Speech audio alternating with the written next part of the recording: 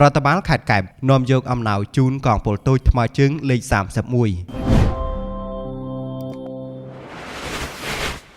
ឯកឧត្តមបណ្ឌិតសំពិសិដ្ឋអភិបាលខេត្តកែបរួមជាមួយមន្ត្រីរាជការខេត្តកែបបាននាំយកអំណោយជាគ្រឿងឧបភោគបរិភោគថវិកានិងសម្ភារៈមួយចំនួនប្រគល់ជូនកងពលតូចថ្មើរជើងលេខ31ដោយមានការទទួលស្វាគមន៍ពីសំណាក់ឧត្តមសេនីយ៍តូផង់យុទ្ធមេបញ្ជាការកងពលតូចថ្មើរជើងលេខ31នៅទីបញ្ជាការនារសៀលថ្ងៃទី3ខែកុម្ភៈឆ្នាំ2026មានប្រសាសន៍ទទួលស្វាគមន៍នាឱកាសនោះឧត្តមសេនីយ៍តូផង់យុទ្ធបានសម្ដែងក្តីត្រេកអរចំពោះសមាជិករបស់ថ្នាក់ដឹកនាំនិងមន្ត្រីរាជការខេត្តកែបរួមទាំងប្រជាពលរដ្ឋទាំងអស់ដែលតែងតែយកចិត្តទុកដាក់ចំពោះសុខទុក្ខនិងជីវភាពរស់នៅរបស់កងទ័ពពិសេសកងកម្លាំងដែលកំពុងបំពេញភារកិច្ចការពារជាតិនិងសន្តិសុខជាតិថ្លែងក្នុងឱកាសនោះដែរឯកឧត្តមបណ្ឌិតសំពិសិដ្ឋអភិបាលខេត្តកែបបានមានប្រសាសន៍ថាកងទ័ពគឺជាកម្លាំងស្នូលដ៏សំខាន់ក្នុងការការពារឯករាជ្យអធិបតេយ្យភាពនិងបូរណភាពទឹកដីជាតិហើយរដ្ឋបាលខេត្តកែបតែងតែគាំទ្រនិងយកចិត្តទុកដាក់ជាមួយសុខទុក្ខរបស់កងកម្លាំងប្រដាប់អាវុធគ្រប់ពេលវេលាឯកឧត្តមបណ្ឌិតបានបន្ថែមថា